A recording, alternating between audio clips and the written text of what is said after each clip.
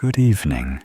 Tonight, we step into a world where not everything is as it seems, where kindness is tested, where truth hides beneath disguise, and where some paths lead quietly into places that few ever return from. You may hear of sisters who are not treated as equals, of princesses who vanish into the night, of promises made too quickly, and of voices that echo long after the story seems to end. These are old tales, told slowly in the hush between waking and sleep.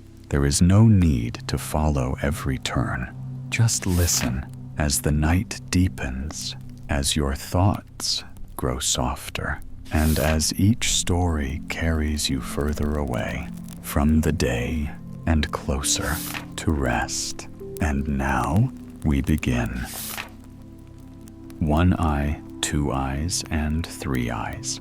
There was once a woman who had 3 daughters, the eldest of whom was called One Eye, because she had only one eye in the middle of her forehead, and the second, Two Eyes, because she had 2 eyes, like other folks, and the youngest 3 eyes, because she had 3 eyes, and her third eye was also in the center of her forehead.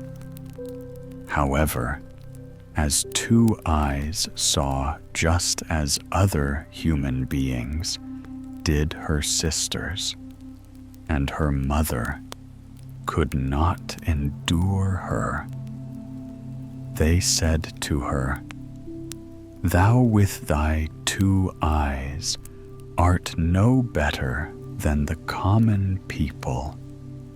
Thou dost not belong to us." They pushed her about and threw old clothes to her and gave her nothing to eat but what they left, and did everything that they could to make her unhappy. It came to pass that 2 eyes had to go out into the fields and tend the goat, but she was still quite hungry because her sisters had given her so little to eat. So she sat down on a ridge and began to weep, and so bitterly that 2 streams ran down from her eyes. And once, when she looked up in her grief, a woman was standing beside her, who said, "Why art thou weeping, little 2 eyes?"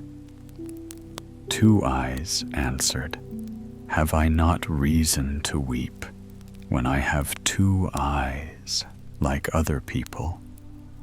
And my sisters and mother hate me for it, and push me from one corner to another, throw old clothes at me, and give me nothing to eat but the scraps they leave.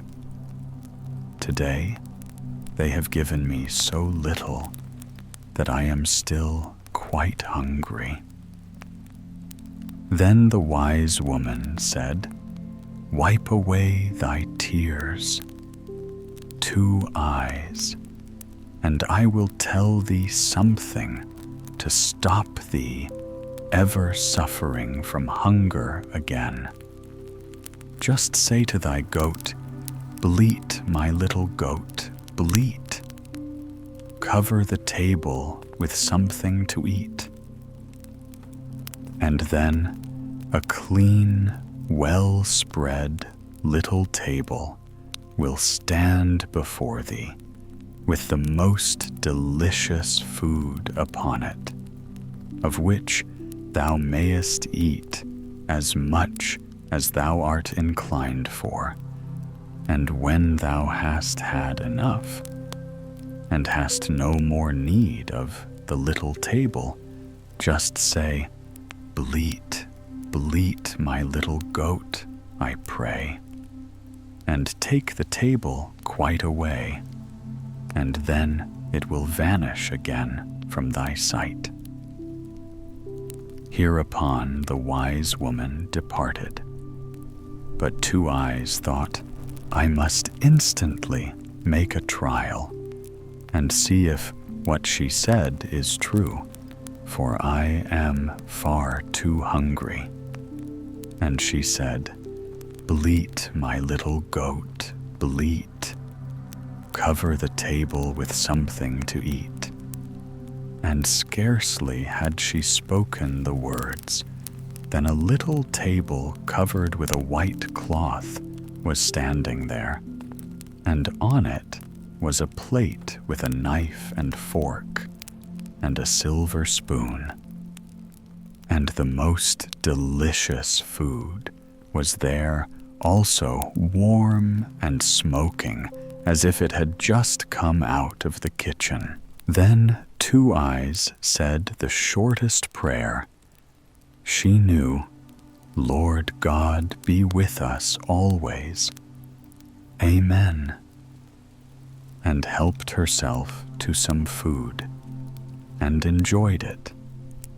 And when she was satisfied, she said, as the wise woman had taught her, Bleat, bleat, my little goat, I pray, and take the table quite away. And immediately the little table and everything on it was gone again. That is a delightful way of keeping house, thought Two Eyes, and was quite glad and happy. In the evening, when she went home with her goat, she found a small earthenware dish with some food, which her sisters had set ready for her, but she did not touch it. Next day, she again went out with her goat, and left the few bits of broken bread which had been handed to her lying untouched. The first and second time that she did this, her sisters did not remark it at all. But as it happened, every time they did observe it, and said, There is something wrong about Two Eyes. She always leaves her food untasted, and she used to eat up everything that was given her. She must have discovered other ways of getting food. In order that they might learn the truth, they resolved to send One Eye with Two Eyes when she went to drive her goat to the pasture to observe what Two Eyes did when she was there, and whether anyone brought her anything to eat and drink. So when Two Eyes set out the next time, One Eye went to her and said, I will go with you to the pasture and see that the goat is well taken care of and driven where there is food. But Two Eyes knew what was in One Eye's mind, and drove the goat into high grass, and said, Come, One Eye, we will sit down, and I will sing something to you. One Eye sat down, and was tired with the unaccustomed walk and the heat of the sun, and Two Eyes sang constantly, "One eye wakest thou, one eye sleepest thou," until one eye shut her, one eye, and fell asleep. And as soon as two eyes saw that one eye was fast asleep and could discover nothing, she said, "Bleat, my little goat, bleat. Cover the table with something to eat," and seated herself at her table and ate and drank until she was satisfied. And then she again cried, "Bleat, bleat, my little goat, I pray, and take the table quite away." And in an instant all was gone. Two eyes now awakened.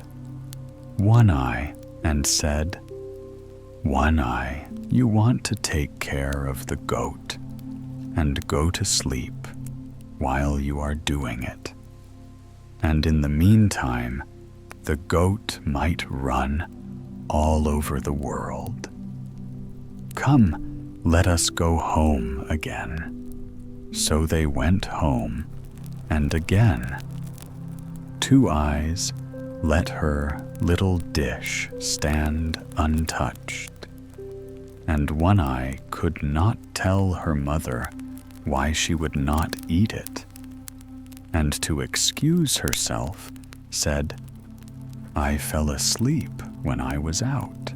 Next day, the mother said to Three Eyes, "This time thou shalt go and observe if Two Eyes eats anything when she is out, and if anyone fetches her food and drink, for she must eat and drink in secret."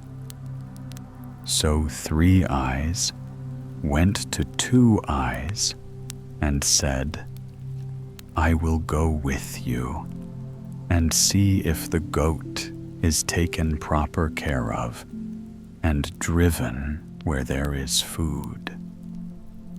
But Two Eyes knew what was in Three Eyes' mind and drove the goat into high grass and said, "We will sit down and I will sing something to you." Three Eyes. The Three Eyes sat down and was tired with the walk and with the heat of the sun. And Two Eyes began the same song as before, and sang, "Three Eyes, are you waking?" But then instead of singing, "Three Eyes, are you sleeping?" as she ought to have done, she thoughtlessly sang, "Two Eyes, are you sleeping?" and sang all the time, "Three Eyes, are you waking? Two Eyes, are you sleeping?" Then two of the eyes, which Three Eyes had shut, and fell asleep. But the third, as it had not been named in the song, did not sleep. It is true that Three Eyes shut it, but only in her cunning, to pretend it was asleep too. But it blinked, and could see everything very well. And when Two Eyes thought that Three Eyes was fast asleep, she used her little charm. "Bleat, my little goat, bleat. Cover the table with something to eat," and ate and drank as much as her heart desired, and then ordered the table to go away again. "Bleat, bleat, my little goat, I pray, and take the table quite away. And Three Eyes had seen everything. Then Two Eyes came to her, waked her, and said, "Have you been asleep? Three Eyes, you are a good caretaker. Come, we will go home." And when they got home, Two Eyes again did not eat. And Three Eyes said to the mother, "Now I know why that high-minded thing there does not eat. When she is out, she says to the goat, 'Bleat, my little goat, bleat. Cover the table with something to eat.' And then a little table appears before her, covered with the best of food, much better than any we have here. And when she has eaten all she wants, she says, 'Bleat, bleat, my little goat, I pray,' and take the table quite away, and all disappears. I watched everything closely. She put 2 of my eyes to sleep by using a certain form of words, but luckily, the one in my forehead kept awake. Then the envious mother cried, 'Dost thou want to fare better than we do? The desire shall pass away.' And she fetched a butcher's knife and thrust it into the heart of the goat, which fell down dead. When Two Eyes saw that she went out full of trouble, seated herself on the ridge of grass at the edge of the field, and wept bitter tears. Suddenly, the wise woman once more stood by her side and said, 'Two Eyes, why art thou weeping?' 'Have I not reason to weep?' she answered. 'The goat which covered the table for me every day when I spoke your charm has been killed by my mother, and now I shall again have to bear hunger and want.' The wise woman said, 'Two Eyes, I will give thee a piece of good advice. Ask thy sisters to give thee the entrails of the slaughtered goat and bury them in the ground in front of the house, and thy fortune will be made.' Then she vanished, and Two Eyes went home and said to her sisters, 'Dear sisters, do give me some part of my goat. I don't wish for what is good, but give me the entrails.' Then they laughed and said, 'If that's all you want, you can have it.' So Two Eyes took the entrails and buried them quietly in the evening in front of the house door, as the wise woman had counseled her to do. Next morning, when they all awoke and went to the house door, there stood a strangely magnificent tree, with leaves of silver and fruit of gold hanging among them, so that in all the wide world there was nothing more beautiful or precious. They did not know how the tree could have come there during the night, but Two Eyes saw that it had grown up out of the entrails of the goat. for it was standing on the exact spot where she had buried them. Then the mother said to One Eye, "Climb up, my child, and gather some of the fruit of the tree for us." One Eye climbed up, but when she was about to get hold of one of the golden apples, the branch escaped from her hands, and that happened each time, so that she could not pluck a single apple, let her do what she might. Then said the mother, "Three Eyes, do you climb up? You, with your 3 eyes, can look about you better than One Eye." One Eye slipped down, and 3 Eyes climbed up. 3 Eyes was not more skillful, and might search as she liked, but the golden apples always escaped her. At length, the mother grew impatient and climbed up herself, but could get hold of the fruit no better than One Eye and 3 Eyes, for she always clutched empty air. Then said 2 Eyes, "I will just go up. Perhaps I may succeed better." The sisters cried, "You indeed, with your 2 eyes, what can you do?"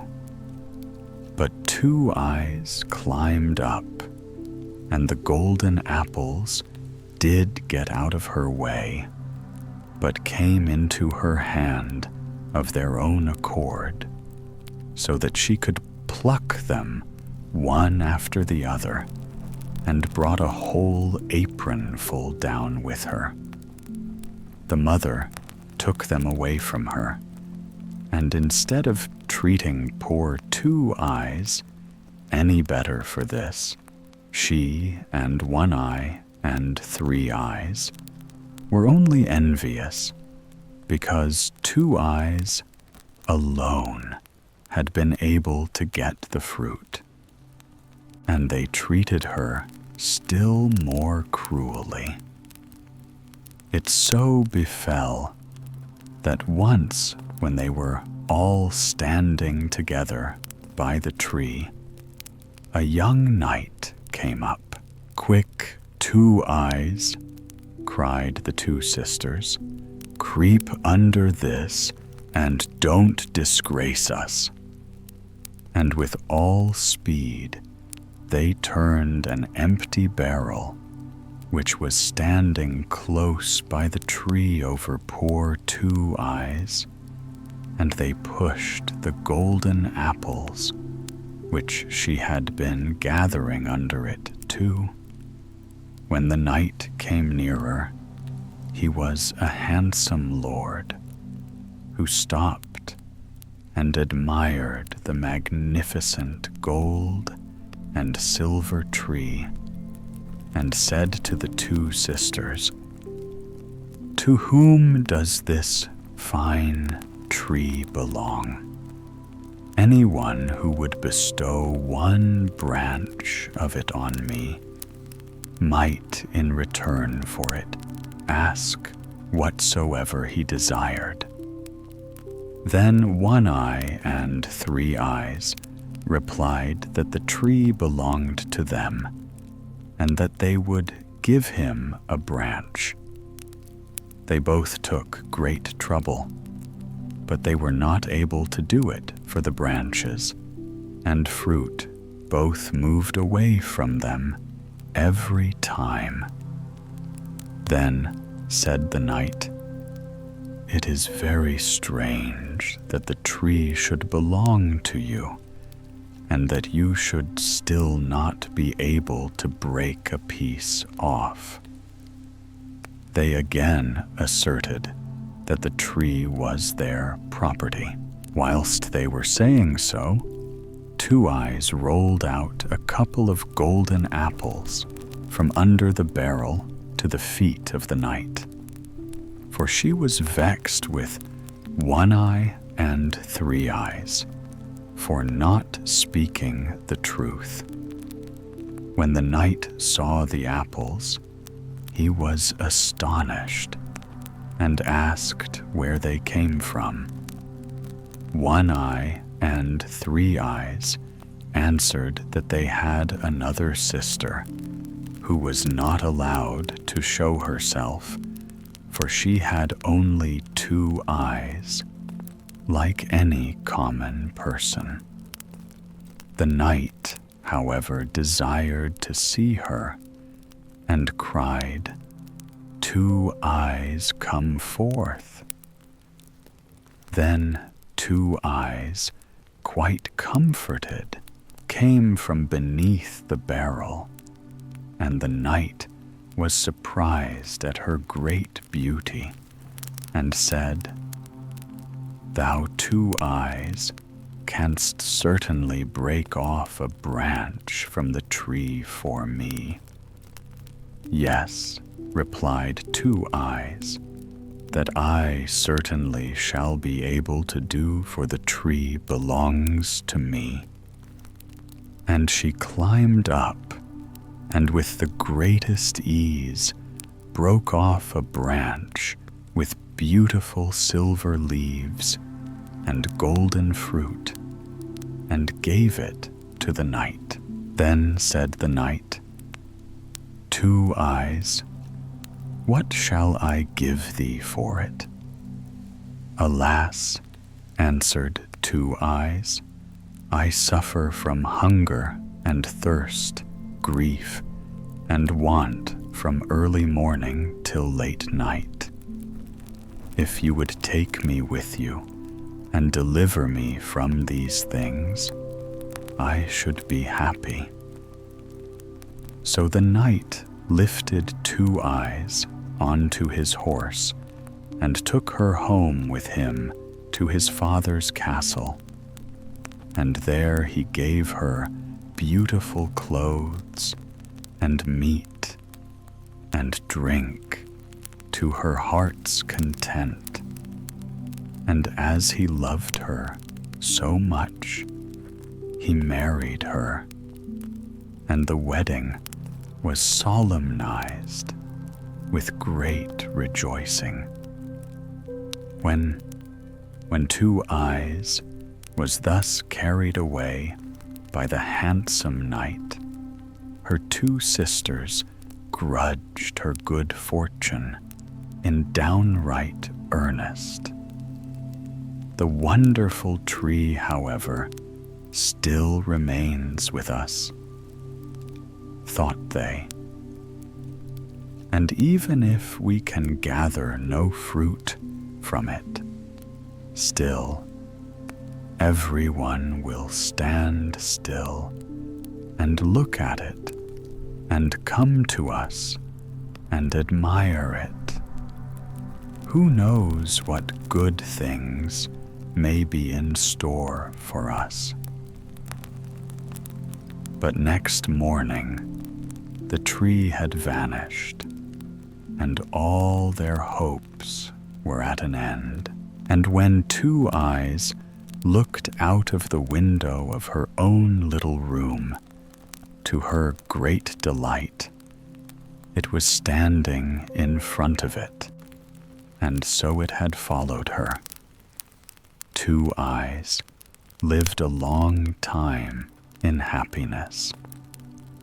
Once, 2 poor women came to her in her castle and begged for alms.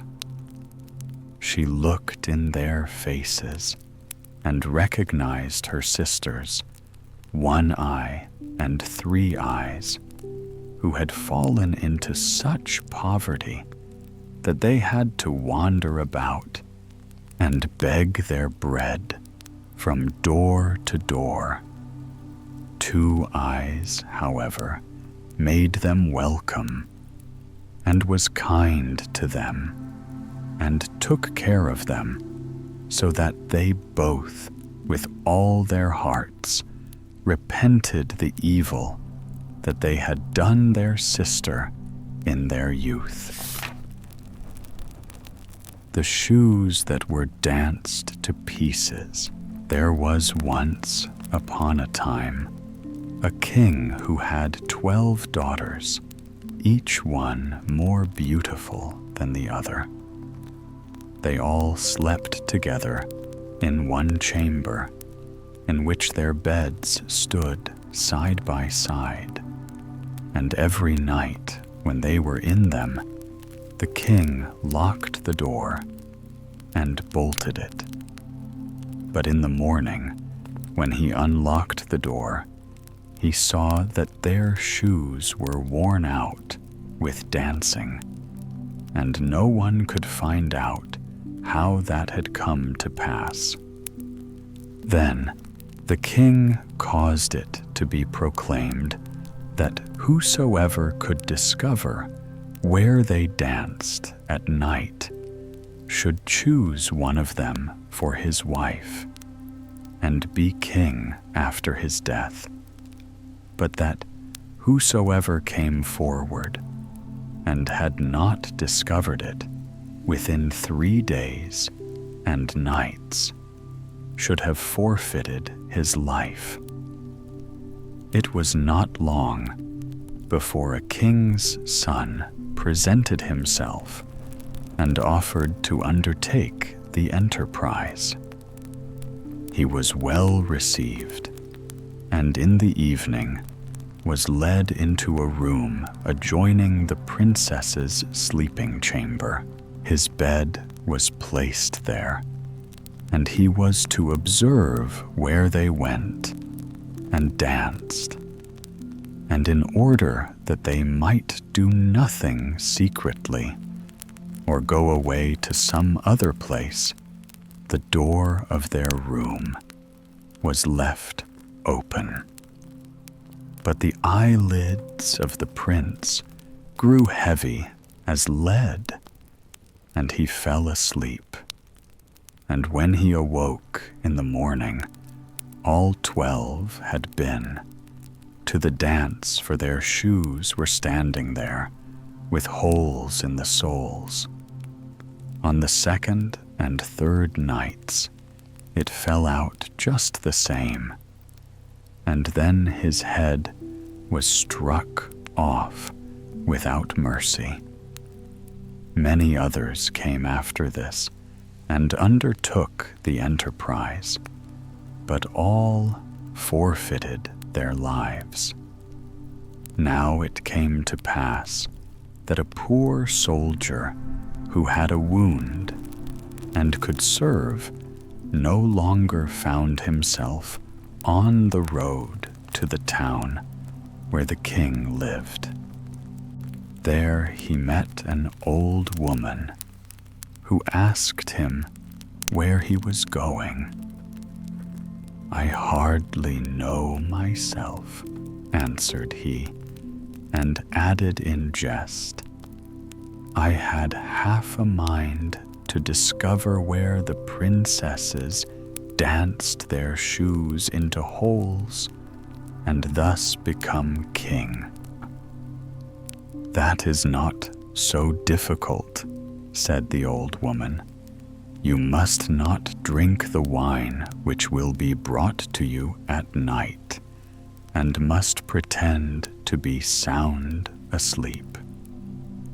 With that, she gave him a little cloak and said, "If you put on that, you will be invisible, and then you can steal after the 12. When the soldier had received this good advice, he went into the thing in earnest, took heart, went to the king, and announced himself as a suitor. He was as well received as the others, and royal garments were put upon him. He was conducted that evening at bedtime into the antechamber, and as he was about to go to bed, the eldest came and brought him a cup of wine.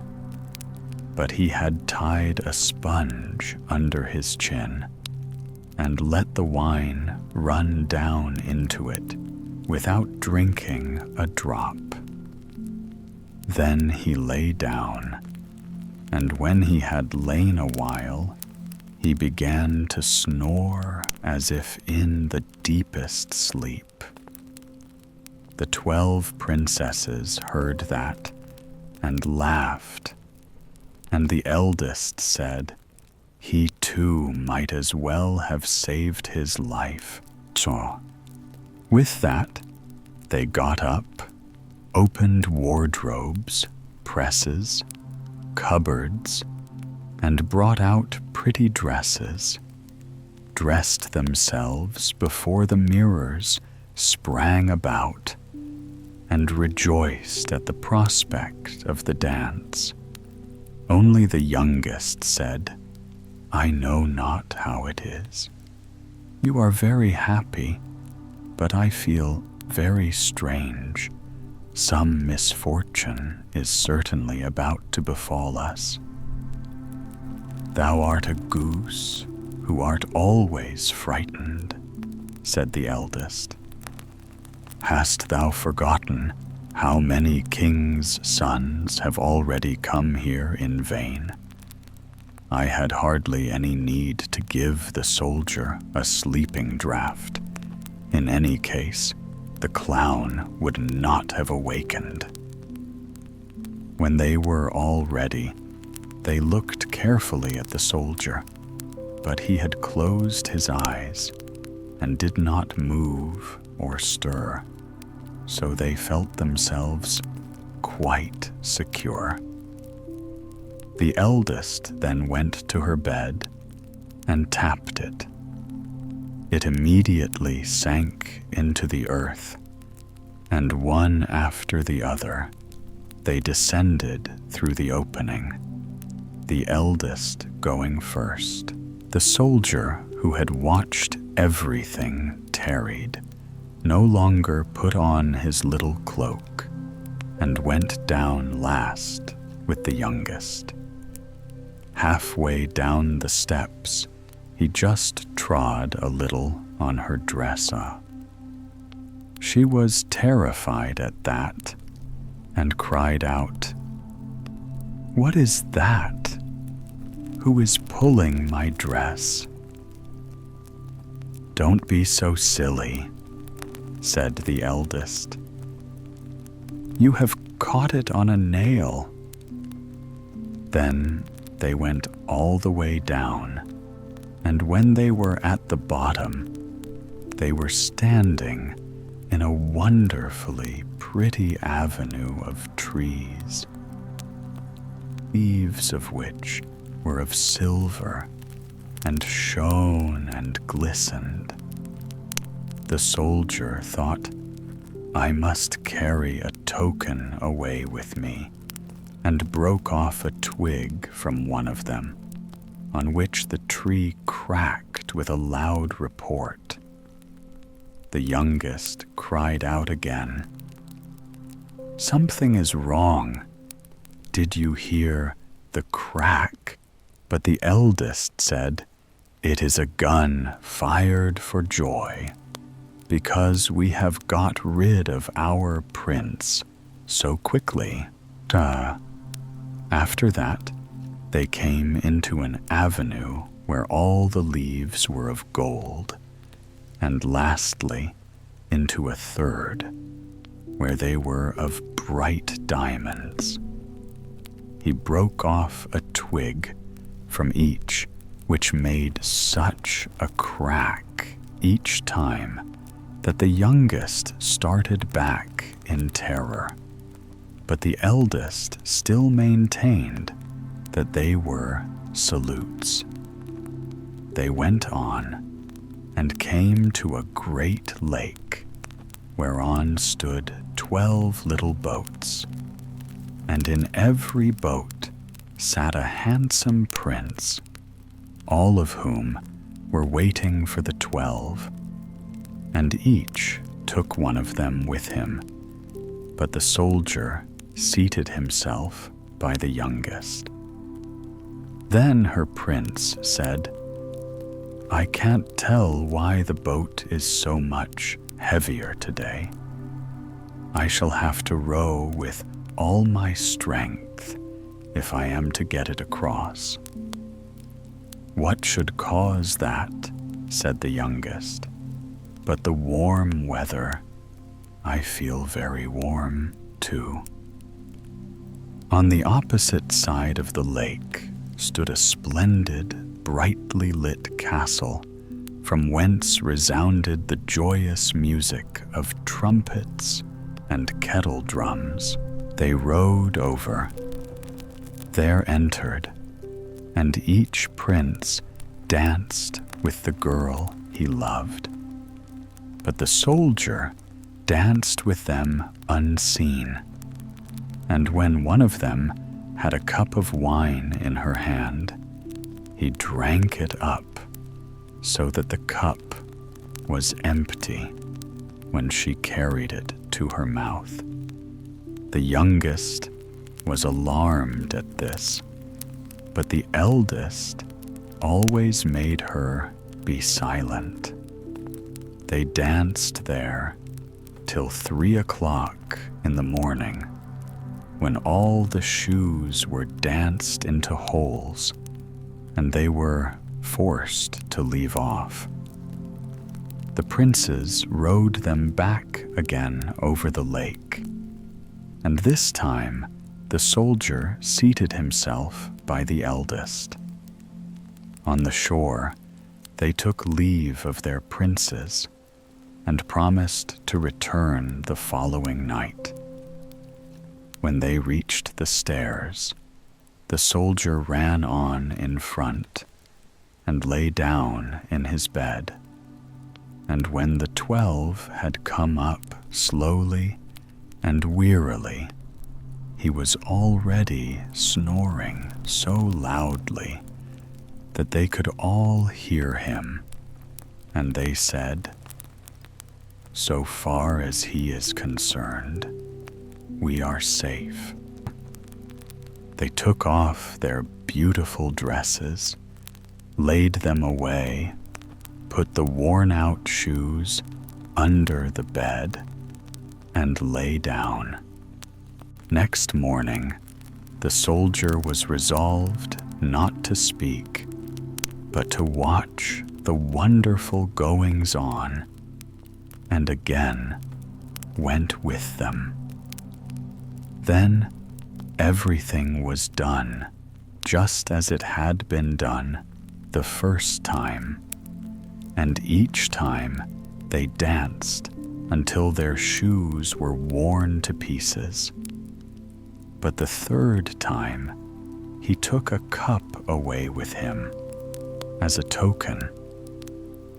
When the hour had arrived for him to give his answer, he took the 3 twigs and the cup and went to the king. But the 12 stood behind the door and listened for what he was going to say. When the king put the question, "Where have my 12 daughters danced their shoes to pieces in the night?"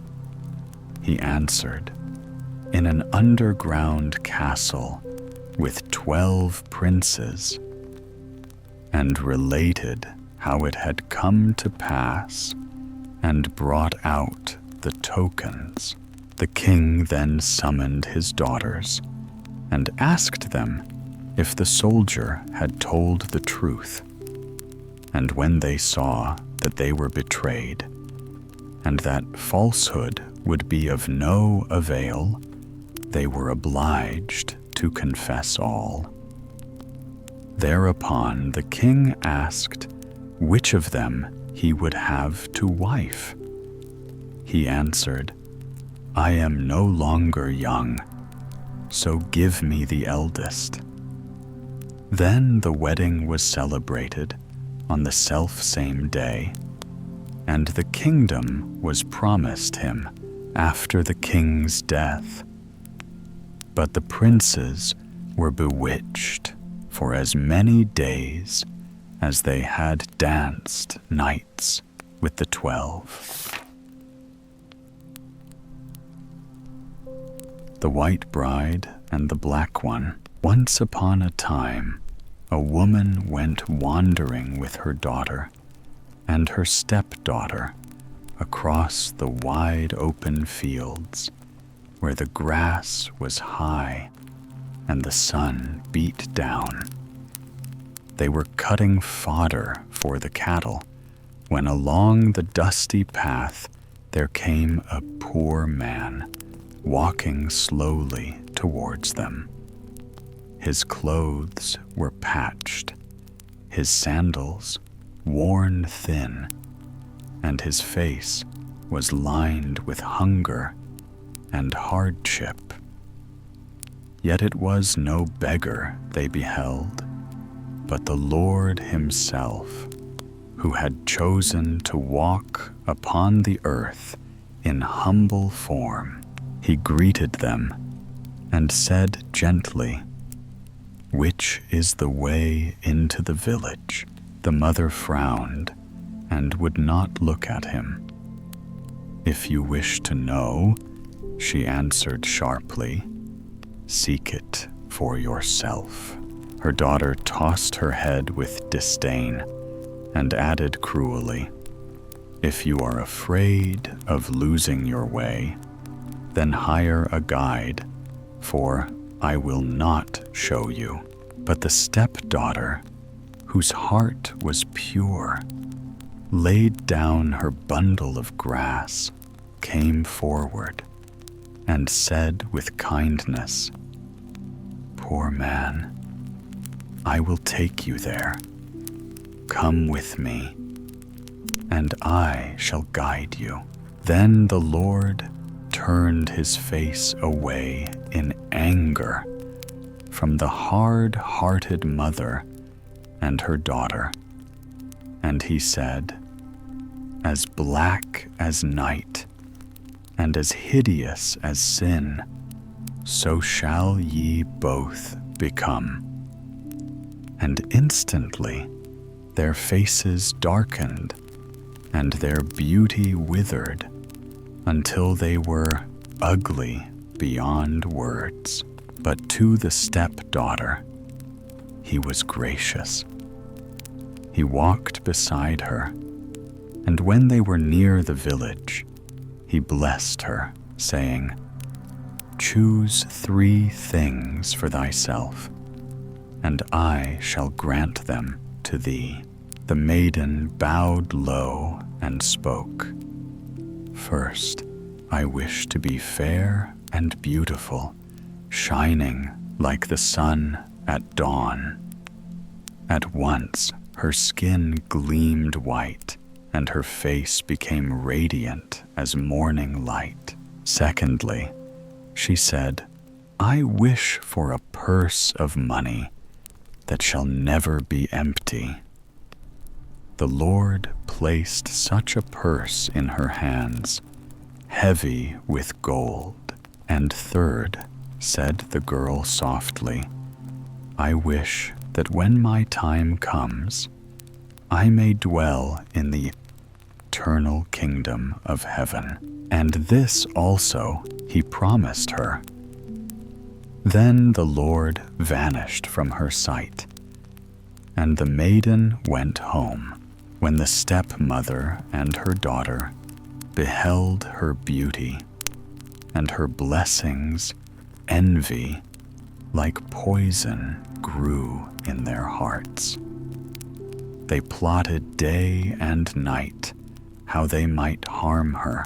Now the maiden had a brother named Regener, a good and faithful man who loved her dearly. She told him all that had happened. One day he said to her, "Dearest sister, I would paint thy likeness, that I may behold thee always before my eyes.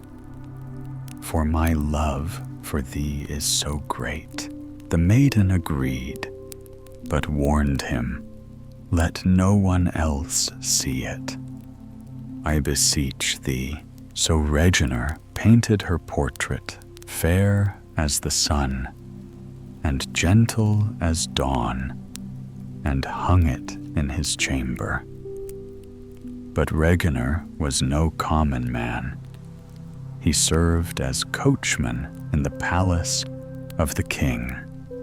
Each day he gazed upon the painting and gave thanks to God for such a sister. Now it so happened that the queen of the land had lately died, and she had been so fair that no one could compare with her. The king grieved bitterly, for he thought none could ever match her beauty.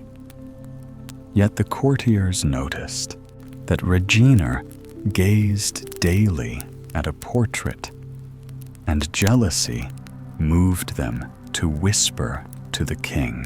The king commanded that the picture be brought before him. When he beheld it, he started in wonder, for it was like his lost queen in every feature, only fairer still. A fire of love awoke in his heart. He summoned Reginer and asked, whose likeness is this? Regina replied truthfully, it is my sister. Then the king said, no woman but she shall be my bride. Take carriage horses and garments of cloth of gold, and fetch her to me. So Regina rode forth. The maiden rejoiced at her fortune, but the black daughter was filled with malice. She cried to her mother, what good are all your arts if you cannot win such luck for me? Be still, said the witch mother. I shall turn it to thy gain. By wicked magic, she clouded Reginer's eyes until he was half blind, and she bewitched the white maiden's ears until she was half deaf. Thus they set out the bride in royal garments, the black daughter and her mother beside her, and Reginer upon the coachman's seat. As they journeyed, Reginer sang out in loving tones, cover thee well, my sister dear, that the rain may not wet thee, that the wind may not soil thee with dust, that thou mayest be fair and bright when thou standest before the king. The bride asked, what is my dear brother saying?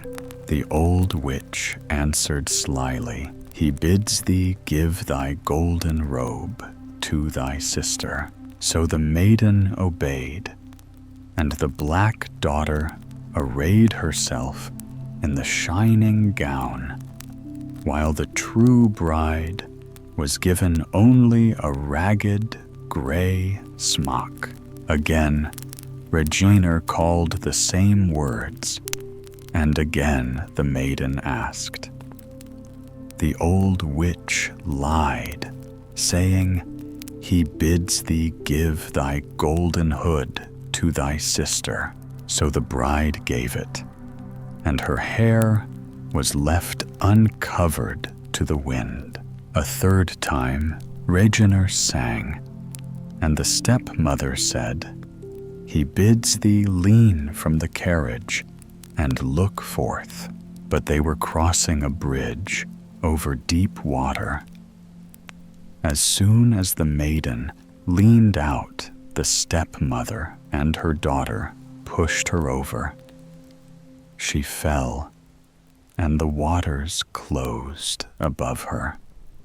Yet in that very moment, a snow-white duck rose from the depths and floated down the stream. Regina, half-blind, saw nothing amiss and drove on to the palace, where the black daughter was presented as his sister. But when the king beheld her ugliness, he raged with fury. Yet the witch so bewitched him with cunning words and false enchantments that he took the black maiden to wife.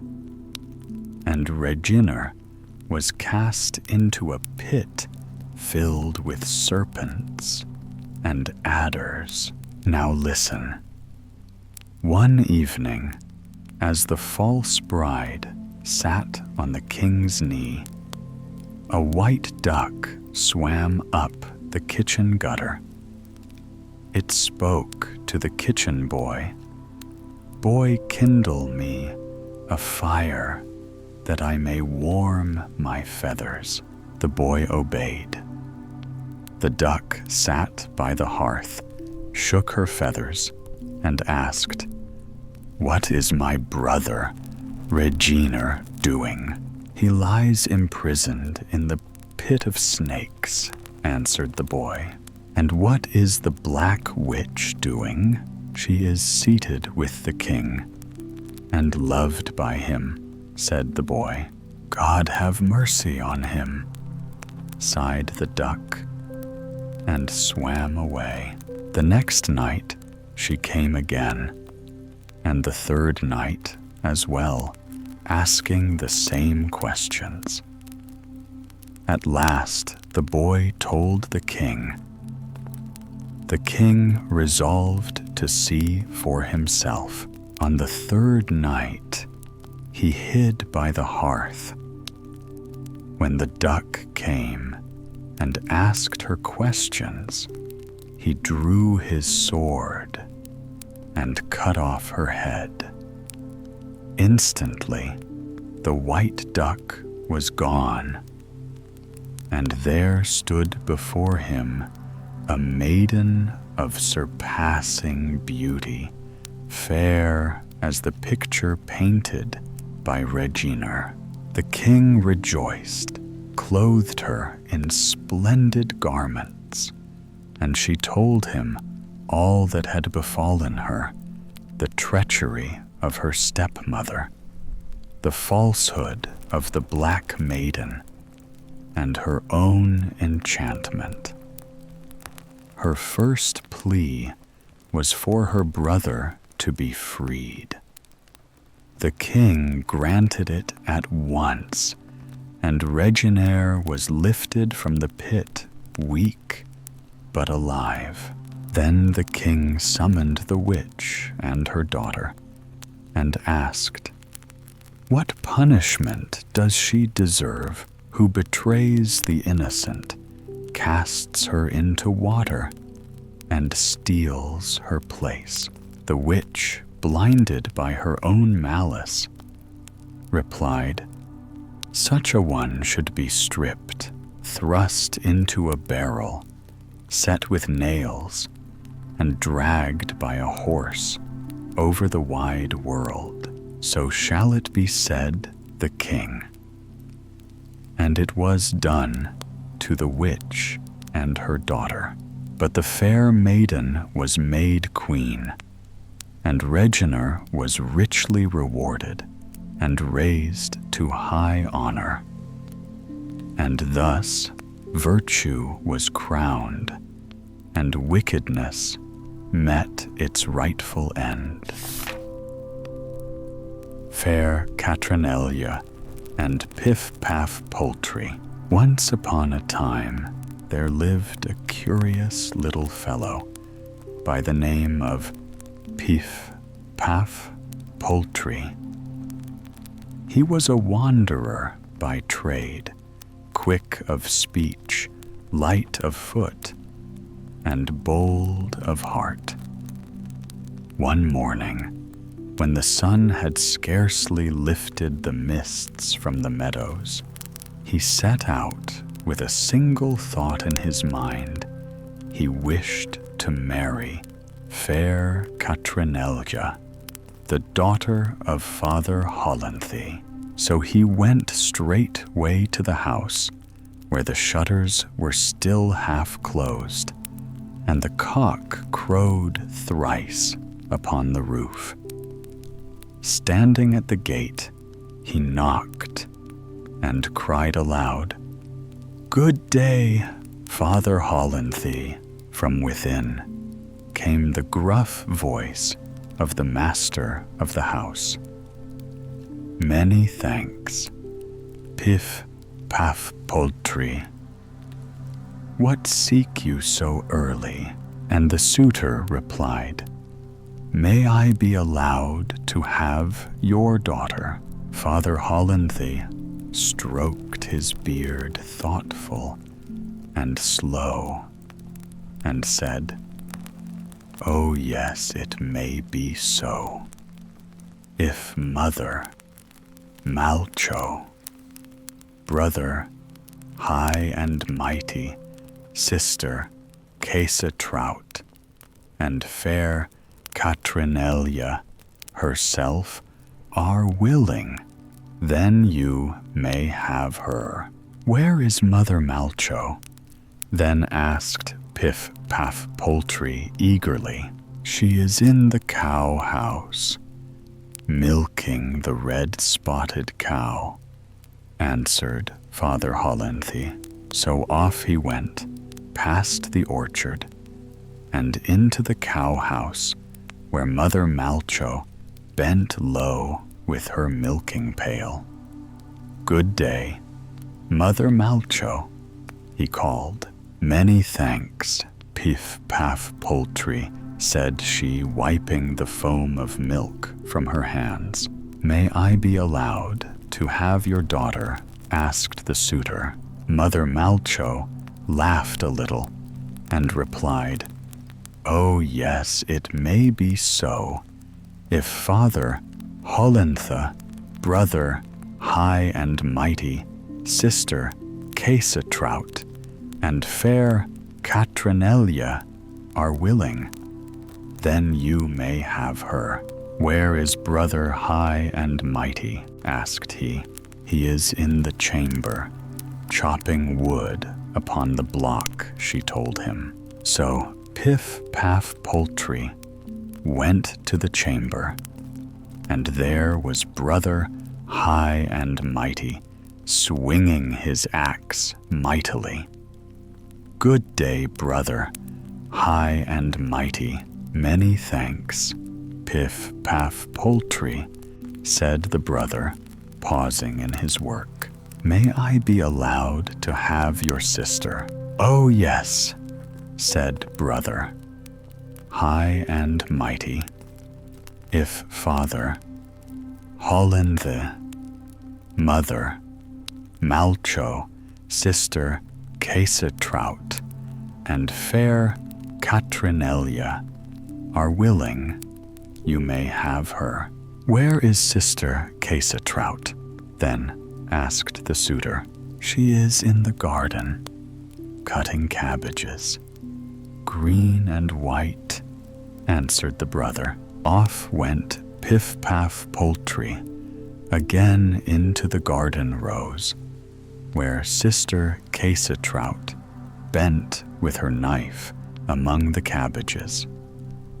"Good day, sister Käsetraut," said he. "Many thanks, Pif-Paf-Poltrie," answered she, looking up. "May I be allowed to have your sister?" "Oh yes," said sister Käsetraut, "if Father Hollenthe, Mother Malcho, brother high and mighty, and fair Katrinelje are willing, then you may have her." "And where is fair Katrinelje?" asked he at once. "She is in the chamber, counting out her farthings," Sister Käsetraut replied. So Pif-Paf-Poltrie hurried to the chamber, and there sat fair Katrinelje, her golden hair bound with a ribbon, her eyes bright as morning, counting her little store of coins, farthing by farthing. "Good day, fair Katrinelje," he said softly. "Many thanks, Pif-Paf-Poltrie," she answered, raising her eyes. "Wilt thou be my bride?" asked the suitor. "Oh yes," said fair Katrinelje. "If father, Hollenthe, mother, Malcho, brother, high and mighty, and sister Käsetraut are willing, I am ready." Then Pif-Paf-Poltrie asked her, "And fair Katrinelje, how much dowry hast thou?" She laid her coins in neat rows and answered, 14 farthings in ready money, 3.5 groschen owing to me, 1/2 pound of dried apples, a handful of fried bread, and a handful of spices besides, and many other things are mine.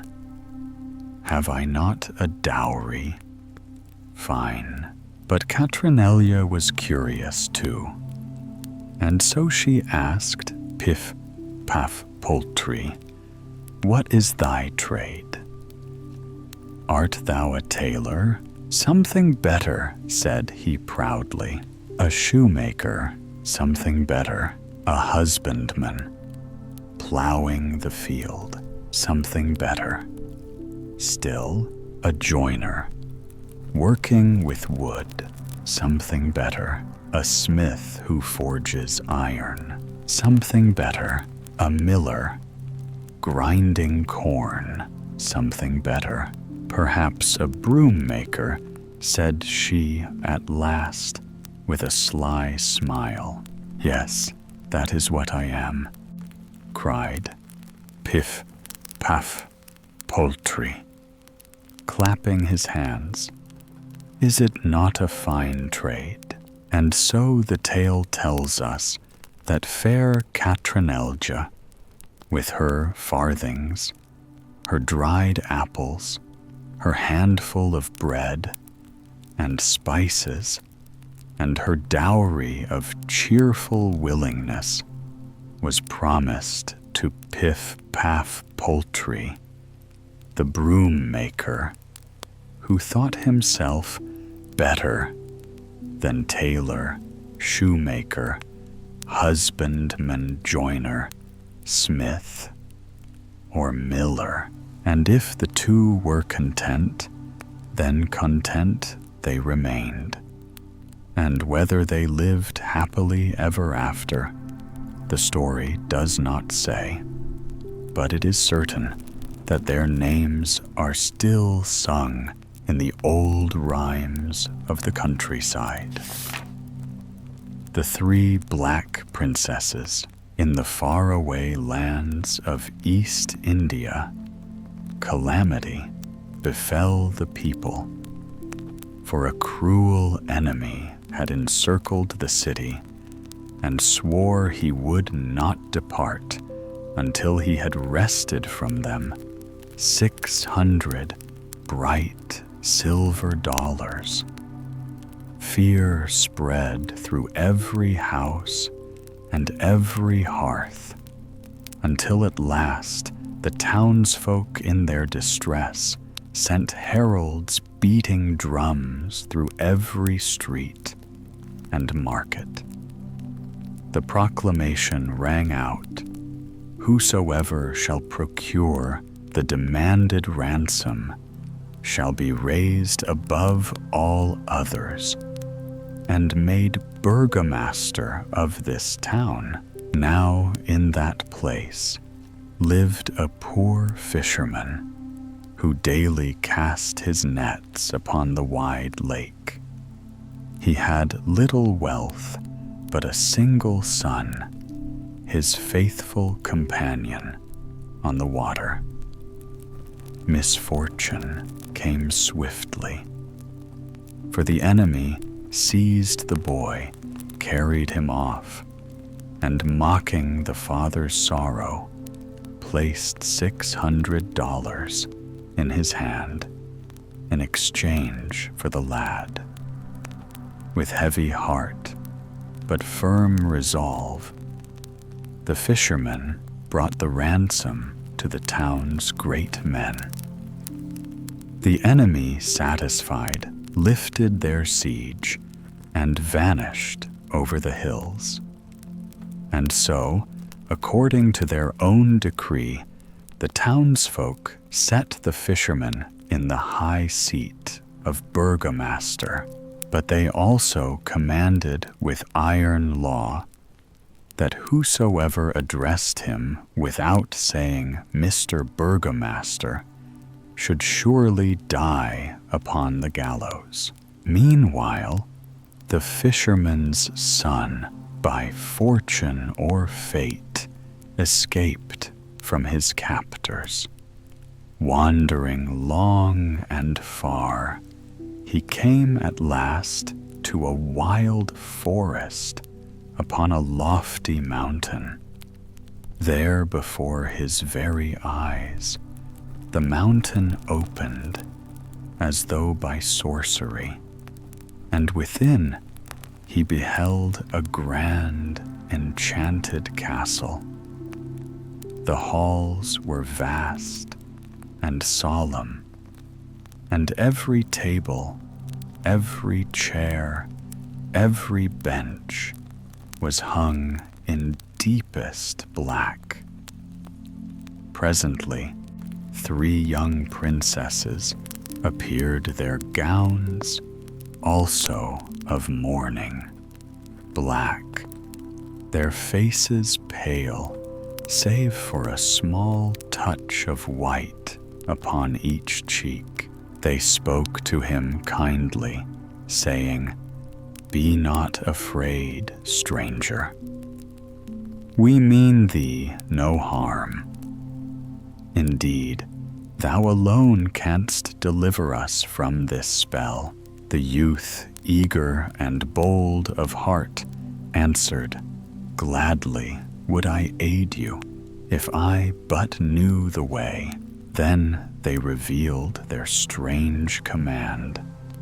For 1 full year thou must dwell with us, speaking not a word to us, nor gazing upon us with thine eyes. Yet whatsoever thou shalt desire, only ask, and if it be within our power, we shall grant it. So he remained in that gloomy castle for many days. At last, longing welled up in him to see once more his father. The maidens granted his wish.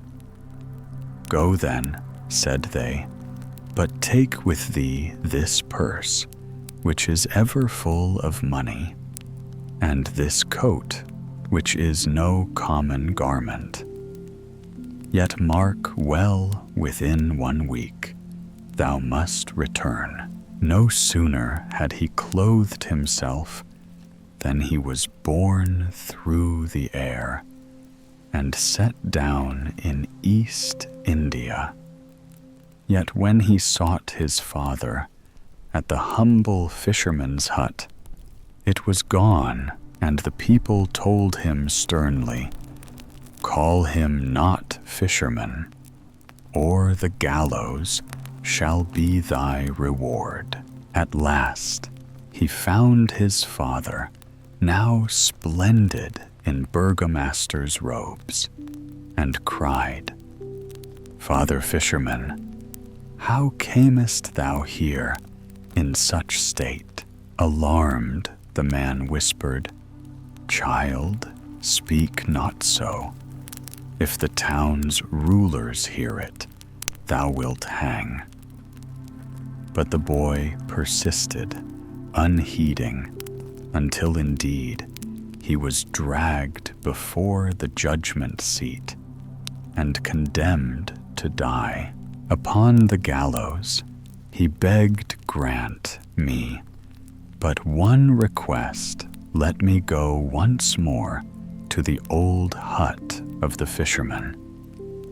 They consented, and he returned, donned his ragged smock, and came before the town once more, saying, "Look upon me.